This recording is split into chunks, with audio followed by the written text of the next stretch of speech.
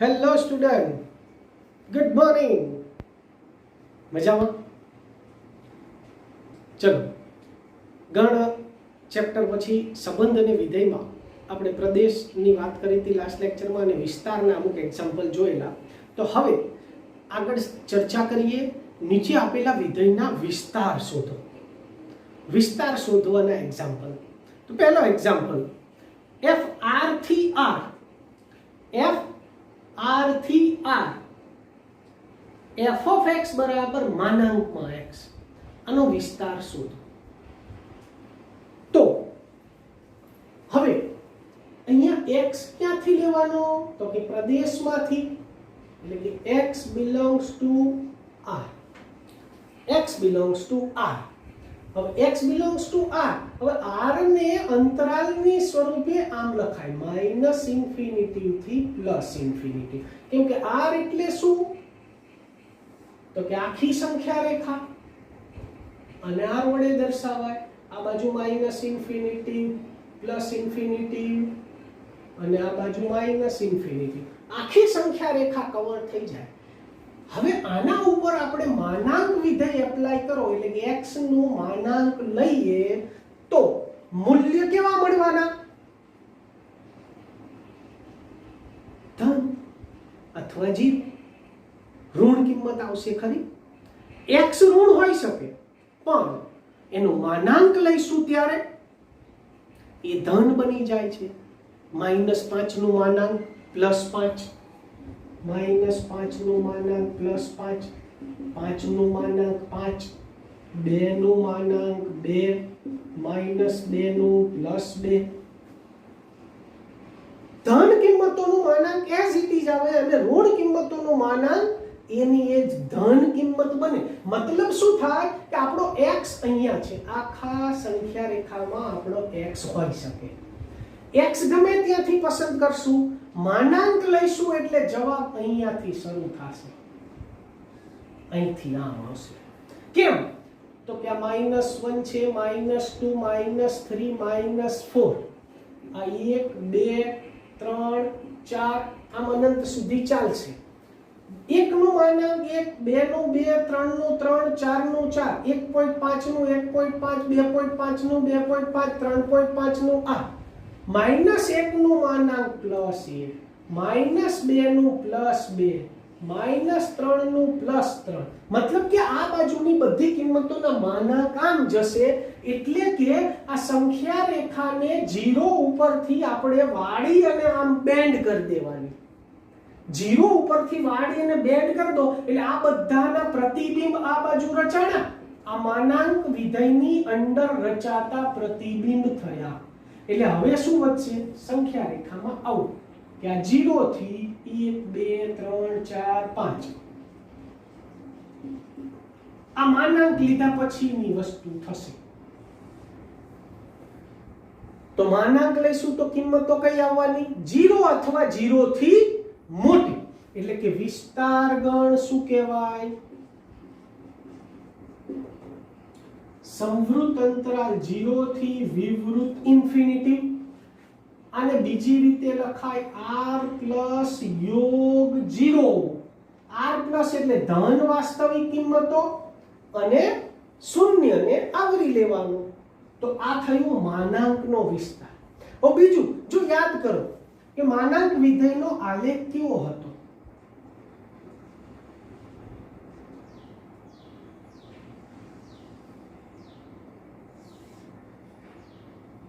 આવો માનાંક વિધેયનો આલેખ હતો, f of x બરાબર માનાંક x.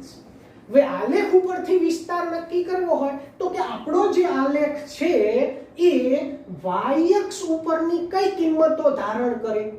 y અક્ષની બાઉન્ડ્રી, આને કહેવાય વિસ્તાર. એટલે હવે અહીંયા y અક્ષ ઉપર જુઓ તો આ 0 થી શરૂ થાય અને આ ઉપર ઇન્ફિનિટી સુધી જશે. એટલે 0 થી ઇન્ફિનિટી થયું, તો આ 0 થી ઇન્ફિનિટી, આ એનો વિસ્તાર થયો.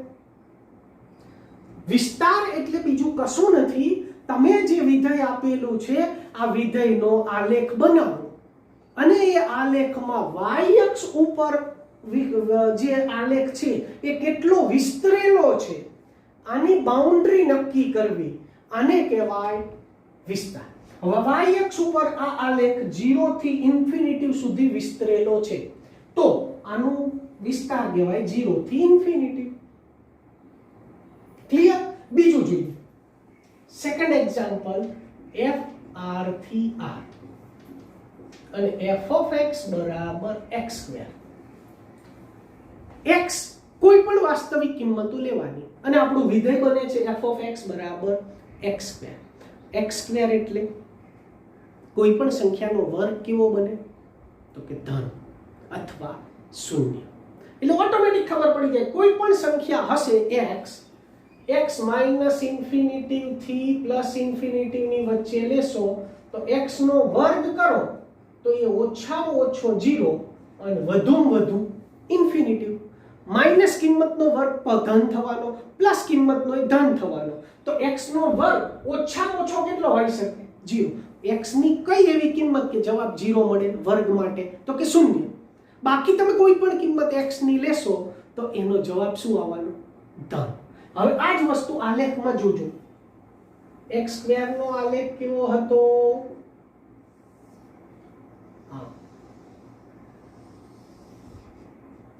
આ સ્વરૂપે. શરૂ ક્યાંથી થયો? તો કે 0 થી, અને અંત ક્યાં થાય છે? ઉપર ઇન્ફિનિટી. તો આ એનો વિસ્તાર કહેવાય.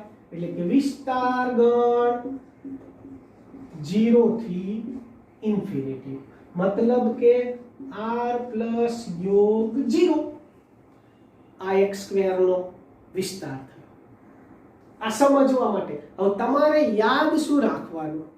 તો આટલું યાદ રાખવાનું, માનાંક x નો વિસ્તાર તો કે 0 થી ઇન્ફિનિટી અથવા r પ્લસ યોગ 0.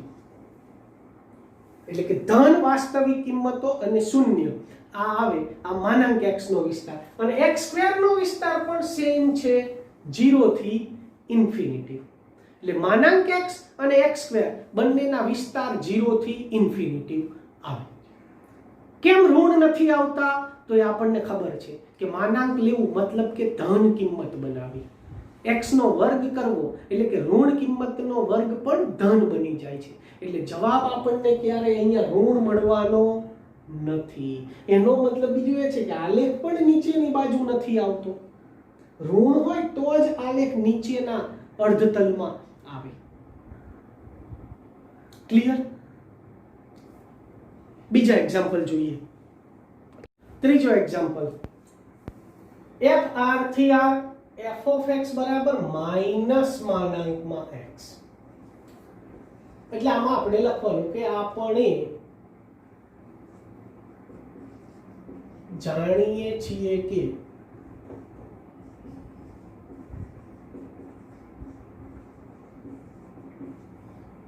કે માનાંક x ઇન્ફિનિટી કરતા નાનું અને 0 કરતા મોટું હોય, અથવા તો minus infinity less than x less than infinity.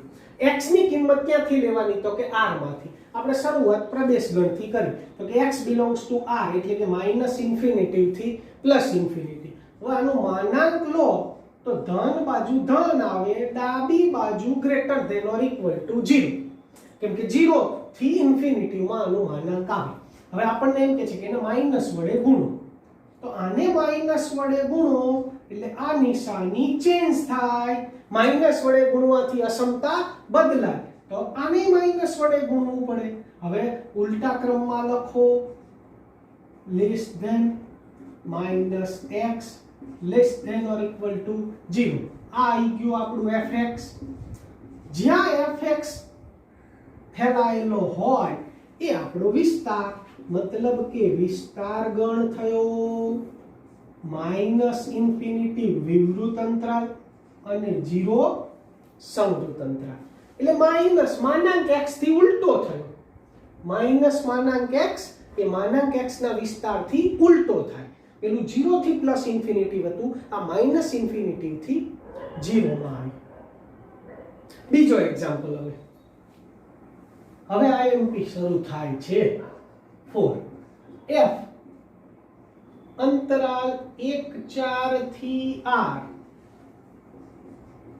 ને f of x બરાબર માનાંકમાં x.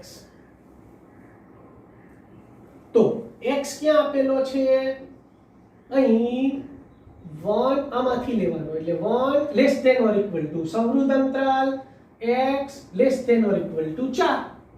બંને બાજુ સમૃદ્ધ છે એટલે 1 less than or equal to x less than 4. આપણે શું જોઈએ? માનાંક x. x ક્યાં છે? તો 1 થી 4 માં, અને 1 થી 4 એટલે બધી ધન કિંમત, તો એના માનાંકમાં કોઈ ફેરફાર થાય નહીં. 1 થી 4 એટલે ધન કિંમતો, અને ધન કિંમતનું માનાંક ધન જ રહેવાનું છે. જો આમાં ઋણ હોત તો કંઈક પ્રશ્ન જુદો થાય. એટલે આ ક્લિયર. એટલે મતલબ શું થયો? 1 less than or equal to fx less than or equal to 4, એટલે કે વિસ્તાર ગણ 1 થી 4. પાંચમો f -2 થી 3 થી r fx બરાબર માનાંકમાં x. હવે થોડું ચેન્જ થશે. હવે શું આપ્યું? તો કે અહીં -2 સમૃદ્ધ અંતરાલ એટલે less than or equal to x less than or equal to 3. -2 થી 3 માં x છે, અને આનું માનાંક લઈએ તો હવે x ની કિંમત તો -2 -1 એની વચ્ચેની વાસ્તવિક કિંમતો અને 0 સુધીની ઋણ કિંમતો છે, અને પછી 0 થી 3. એટલે હવે આને સંખ્યા રેખા ઉપર જુઓ તો કે આ 0 1 2 અને 3 -1 -2 -3. હવે આપણને જે પૂછેલું છે એ અહીંથી લઈ અને અહીં સુધીની કિંમતો લેવાની છે, આની વચ્ચેની આટલી કિંમતોનું માનાંક. તો હવે પ્રશ્ન અહીંથી ધન કિંમતોનું માનાંક તો આનું આ જ આવવાનું, એટલે એ તો સોલ્વ થઈ ગયું કે ધન કિંમતોનું માનાંક ધન આવવાનું, પણ આ બાજુની આટલી ઋણ કિંમતોનું માનાંક પણ ધન બનશે. તો હવે આખી આ બધી કિંમતોનું માનાંક શોધવા જાવ તો આપણે શું કરવાનું થાય? તો હમણાં મેં કીધું એમ 0 આગળથી આ સંખ્યા રેખાને આમ બેન્ડ કરવાની, એટલે આમ 1 2 આ 3, એટલે 0 થી 3 માં તો આટલા હતા જ આ બાજુના, આના માનાંક અહીં સુધી. હવે આ આટલાના માનાંક 1 નું -1 નું 1 -2 નું 2, આ વચ્ચેનાનું અહીં વચ્ચે આવી રીતે આવશે. તો કે આ 0 થી -2 એ પાછું અહીંથી આટલામાં સમાવવામાં આવશે. આવું થાય. તો આ બેન ભેગા કરો તો મૂળ તો આટલું જ આવ્યું 0 થી 3. એટલે કે અહીંયા જો આ -2 less than x less than or equal to 3 હોય, આનું માનાંક લો તો મેક્સિમમ 3 ઓછામાં ઓછું 0. તો આનો જવાબ થયો 0 થી 3, મતલબ 0 less than fx less than or equal to 3, મતલબ કે વિસ્તાર ગણ 0 થી 3 બન્યો. હવે ચેન્જ થાય છે 0 થી 3. બીજો એક્ઝામ્પલ જોઈએ એટલે વધારે ક્લિયર થશે.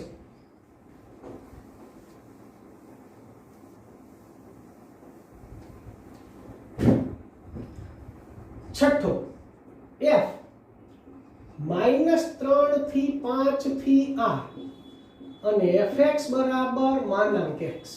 હવે અહીંયા x ક્યાં છે? તો કે -3 less than or equal to x less than or equal to 5.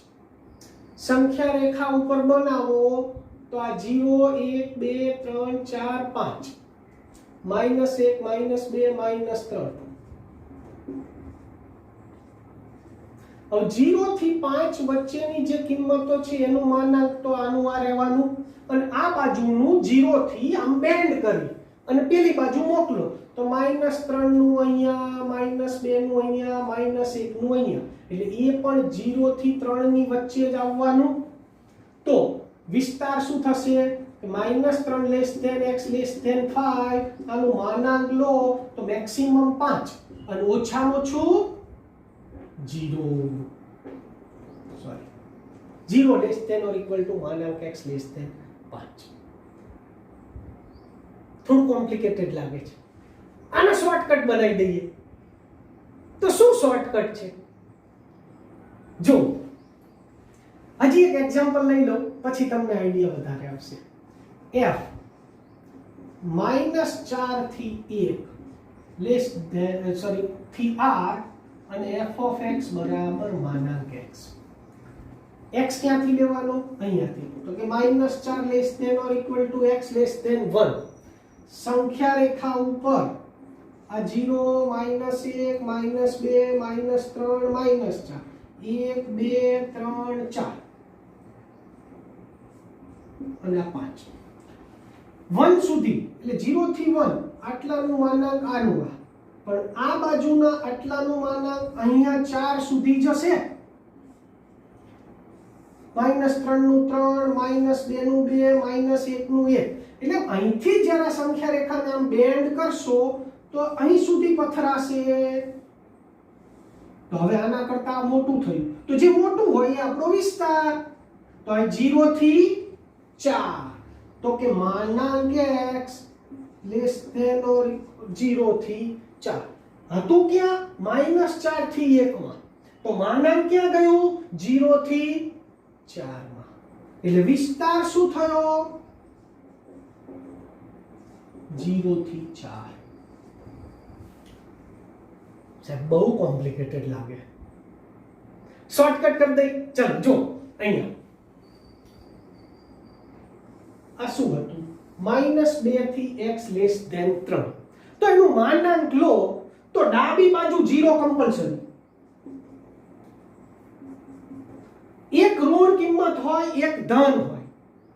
અહીંયા બંને ધન હતી, 1 થી 4, તો જવાબ એનો હોય 1 થી 4. બંને ધન કિંમત હોય તો જવાબ એનો હોય, એમાં કોઈ ફેરફાર થશે નહીં. પ્રોબ્લેમ ક્યારે આવે?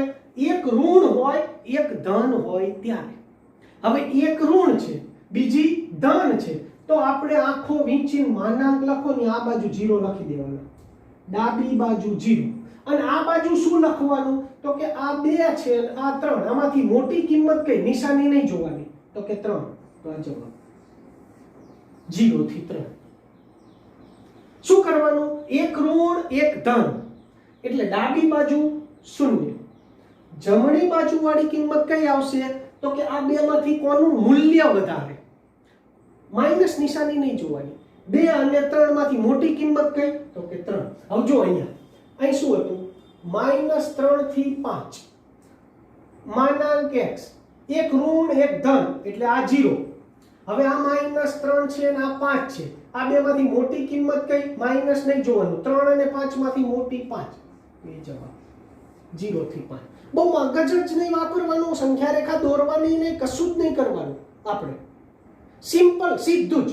હવે આમાં જુઓ, આમાં શું હતું? -4x1. એક ઋણ એક ધન. આ શરત કેવી? એક ઋણ હોય એક ધન હોય, ડાબી બાજુ 0 લખો, less than or equal to માનાંક x. હવે અહીં શું છે? 4 અને આ 1. મોટી કિંમત કઈ? તો કે 4. જવાબ ક્લિયર?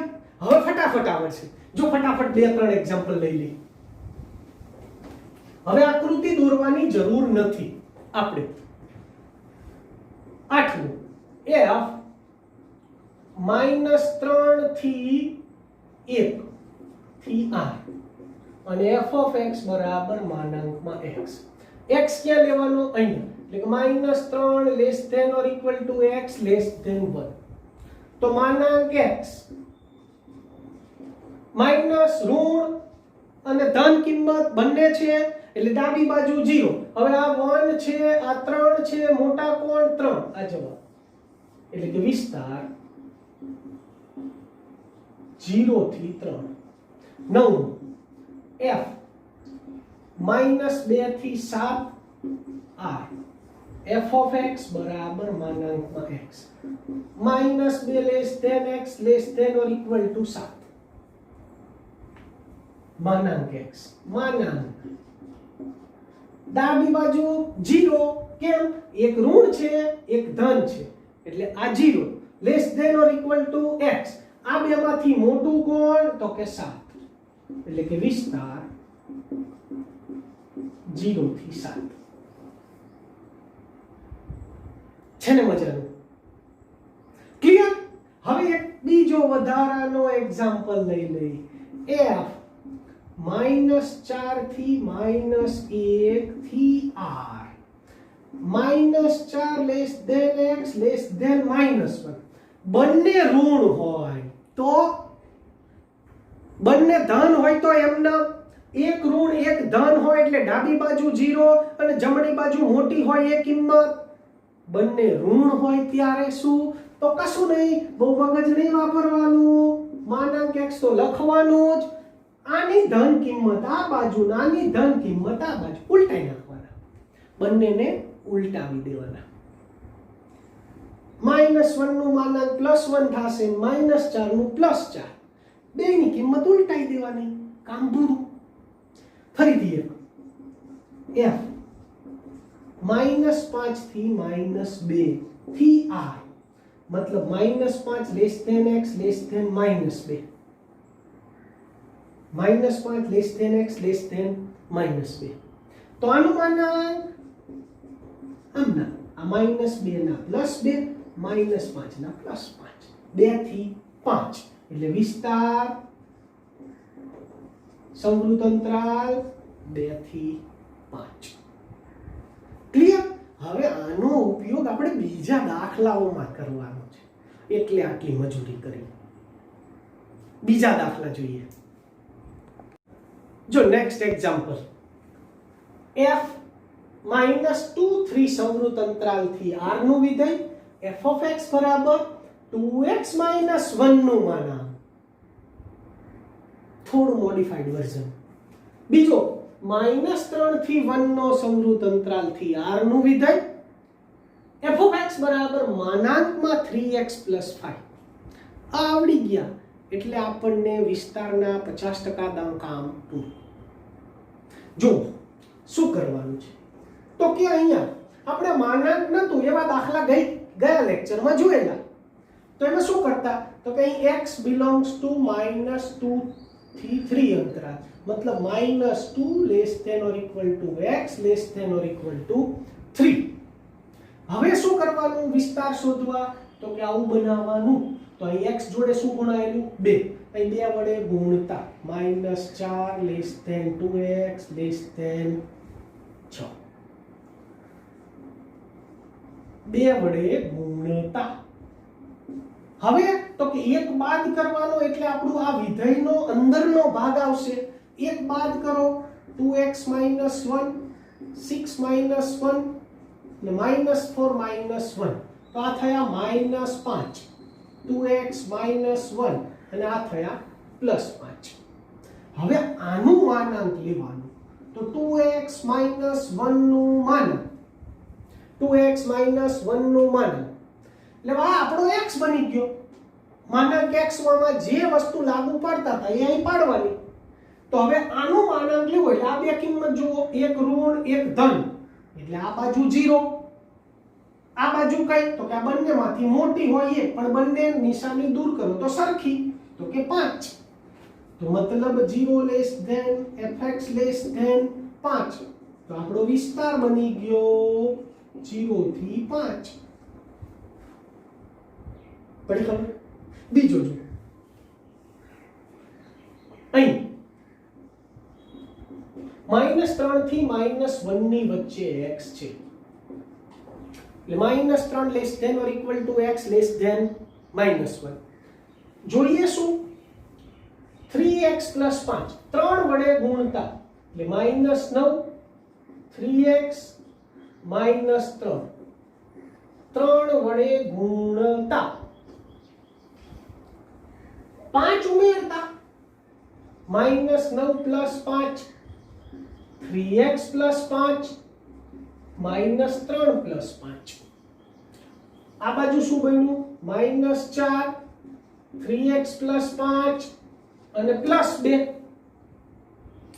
હવે માનાંક લેવાનું. આટલાનું માનાંક, તો આની કિંમત માનાંક વગર -4 થી 2 માં. હવે આનું માનાંક લેવું છે તો 3x + 5, એટલે આપણી પેલી થિયરી લાગુ પાડવાની -4 2 આ ઋણ આ ધન તો અહીંયા 0 આ 2 અને 4 મોટી કિંમત 4 તો જમણી બાજુ 4 એટલે કે આ બની ગયું આપણું fx <4 0 મતલબ કે વિસ્તાર ગણ 0 થી 4 ક્લિયર બીજો એક્ઝામ્પલ લઈએ જો નેક્સ્ટ એક્ઝામ્પલ f -2 3 થી r f of x બરાબર માનાંકમાં 3 4x મતલબ કે x ક્યાં છે અહીંયા એટલે કે -2 less than or equal to x less than or equal to 3 આપણે શું જોઈએ 3 4x x ની જોડે કેટલા ગુણવાના -4 માઈનસ વડે ગુણશો તો અસમતા બદલાશે તો -2 -4 અસમતા બદલાણી -4x અસમતા બદલાણી -4 into 3 તો આ શું થયું +8 greater than -4x greater than -12 હવે આને હંમેશા less than or equal to ના સ્વરૂપમાં જ લખવાનું મતલબ -12 લેસ ધેન -4x આ બાજુથી લખ્યા લેસ ધેન 8 એમાં કેટલા ઉમેરવાના 3 ઉમેરતા -12 + 3 -4x + 3 less than or equal to 8 + 3 -12 + 3 -9 3 - 4x less than 8 ને 3 11 હવે આનું માનાંક જોઈએ તો માનાંકમાં 3 - 4x એક ઋણ એક ધન આ બાજુ 0 આ 9 આ 11 મોટા 11 તો 0 less than fx less than 11 મતલબ કે વિસ્તાર ગણ બનો 0 થી 11 ક્લિયર આવડશે ને આ એક્ઝામ્પલ કરીશું સોલ્વ ચલો ઓકે નેક્સ્ટ લેક્ચરમાં હવે વર્ગવાળા દાખલાઓના વિસ્તાર એમાં પણ આના જેવું જ છે પણ ઇન્ટરેસ્ટિંગ છે ઓકે સી યુ સૂન બેટા બાય બાય